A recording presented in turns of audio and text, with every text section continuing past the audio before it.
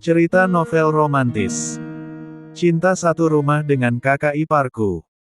Episode 15. Gara-gara jus. Kap. Tapi Echa masih bisa merasakan kecupan suaminya itu di keningnya, sebelum Bara pergi meninggalkannya. Sungguh miris nasibnya, setelah digituin seperti itu, kini Echa kembali ditinggal seorang diri seperti sebuah barang yang telah selesai digunakan kemudian ditinggalkan begitu saja. Hari ini Echa tampil manis dengan sebuah scarf yang dikenakan pada lehernya. Padahal Echa menggunakan itu semata-mata hanya untuk menutupi kiss morning yang dibuat Bara tadi malam.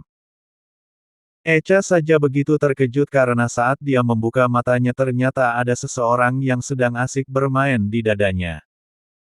Bisa-bisanya dia lupa mengunci pintu sehingga Bara bisa masuk ke dalam. Padahal sebelumnya Echa sudah sangat bahagia karena setidaknya tadi malam Bara tidur dengan Nola. Tapi tampaknya nasib buruk selalu melekat padanya. Echa tiba di kantor seperti biasa. Dia juga enggan berangkat bersama Bara karena tak mau rekan satu kantornya tahu jika dia ada hubungan dengan Bara. Kini hanya Evan yang tahu status Echa di sana. Tapi Echa percaya jika Evan tidak mungkin menyebarkan berita tentangnya meski Echa sudah menyakiti pria itu terlalu dalam. Pagi Bu Nessa. Iya Pak Ray. Selamat pagi, balas Echa dengan ramah meski sempat dibuat terkejut dengan pria yang tiba-tiba ada di sampingnya saat ini. Sudah sarapan Bu? Sudah Pak, sahut Echa seadanya. Dia memang belum terlalu akrab dengan pria yang bekerja di bagian keuangan kantornya itu. Echa hanya sebatas mengenal karena sering meminta laporan darinya jika Bara meminta. Kalau gitu, nanti siang bisa makan siang bareng nggak? Echa menoleh dengan heran. Aneh saja, pria itu tiba-tiba sekali meminta makan siang bersama padahal dekat juga tidak. Seseorang berdehem dorongan kencang di belakang mereka. Pak Bara. Selamat pagi Pak, sapa Ray dengan gugup setelah dia menoleh ke belakang. Sementara Echa tampak mengerlingkan matanya dengan malas dan enggan menyapa suami serta atasannya itu. Kalau mau PDKT jangan kantor. Lakukan di luar sana. Perintah Bara dengan ketus. Baik Pak, Ray tampak menunduk patuh. Ting. Eskalator di depan mereka berbunyi. Echa dan Ray segera menyingkir untuk memberikan jalan untuk Bara terlebih dahulu. Sekretaris Nessa, sepertinya kamu masih betah berada di situ. Kalimat sarkas itu membuat Nessa tersadar dan buru-buru mengikuti Bara menaiki lift. Sedangkan Bara sengaja menekan tombol lantai 5 sebelum Ray ikut masuk ke dalam. Yang artinya, Bara tak menginginkan Ray untuk naik lift bersama dengannya.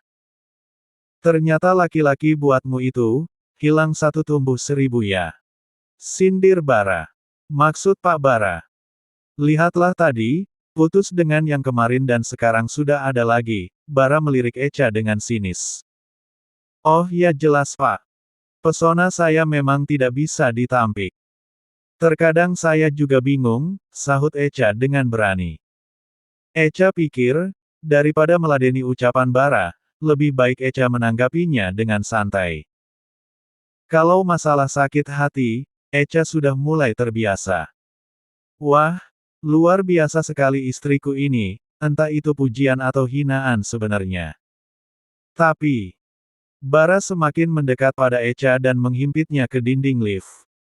Sudah berapa pria yang menjamahmu ini, Kedua tangan Echa langsung mengepal kuat.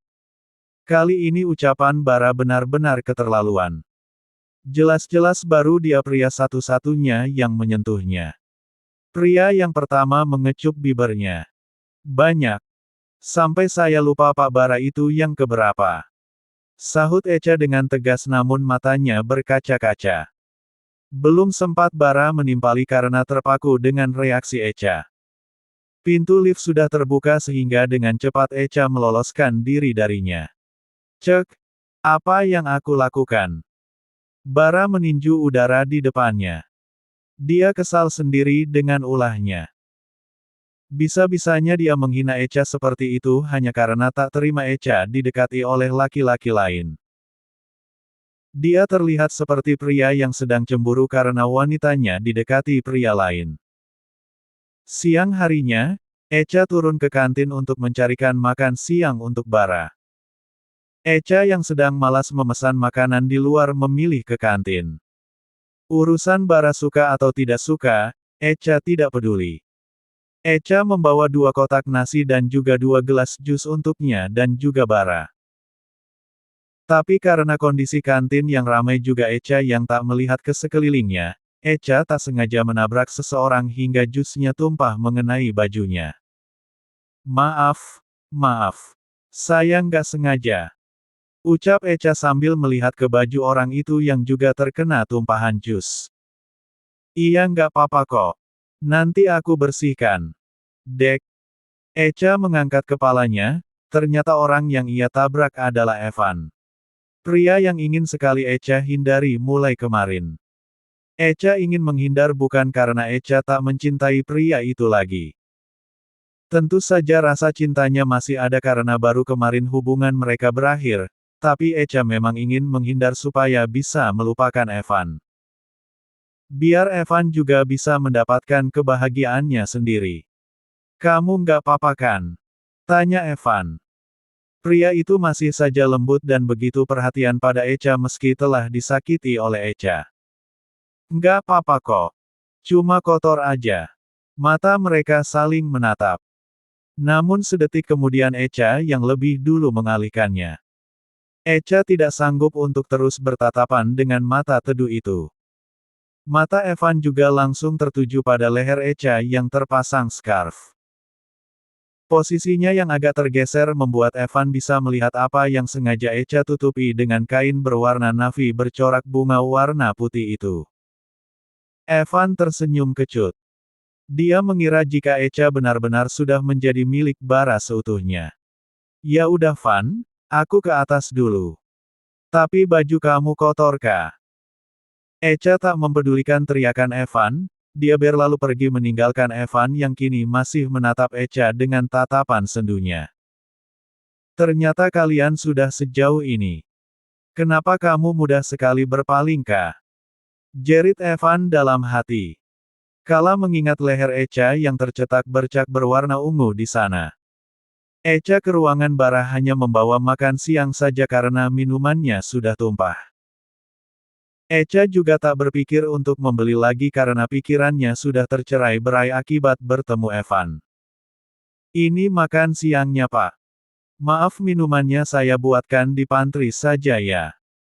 Bara yang sejak tadi begitu fokus menatap laptopnya, kini beralih menatap Echa. Kemeja Echa yang berwarna cerah itu kini tampak basah sampai ke roknya dan juga terkena noda berwarna kuning. Kamu kenapa? Terkena tumpahan jus, Echa sebenarnya sudah sangat risih dan ingin segera membersihkan tubuhnya, tapi Bara sudah terlanjur melihatnya. Ceroboh, cepat bersihkan dulu. Biar Umar mencarikan baju ganti untukmu. Perintah Bara. Tapi Pak Umar kan nggak ada di sini Pak. Nanti malah jadi ngerepotin. Tidak usah banyak omong. Cepat masuk kamar mandi dan bersihkan. Bara tak ingin dibantah. Baik Pak, Echa langsung menuju ke kamar mandi di ruangan Bara itu. Echa menatap pantulan dirinya di cermin dengan miris. Ternyata penampilannya begitu berantakan, pantas saja Bara memaksanya untuk membersihkan diri. Echa baru saja membuka satu kancing kemeja, tapi Bara sudah menerobos masuk ke dalam. Bara langsung mendekap Echa dari belakang. Melingkarkan tangan kekarnya dengan erat serta menghimpit badan Echa di antara badannya dan wastafel. Kaca besar yang ada di hadapan Echa membuatnya bisa melihat kalau saat ini Bara sedang mengecup rambutnya sambil memejamkan mata. Mau ku bantu sayang? Bisiknya lalu menatap Echa melalui pantulan cermin. Saya bisa sendiri Pak. Tapi sayang, penolakan Echa itu hanya dianggap angin lalu bagi Bara. Tangannya sudah bergerak dan melepaskan kancing kemeja Echa. Sekarang Echa hanya pasrah meski sebenarnya begitu risih. Otaknya hanya terus memerintahkan hatinya untuk menerima segala aktivitas Bara karena pria itu adalah suaminya. Kedua mata mereka saling menatap di pantulan cermin meski tangan Bara fokus melepas kancing ke meja Echa.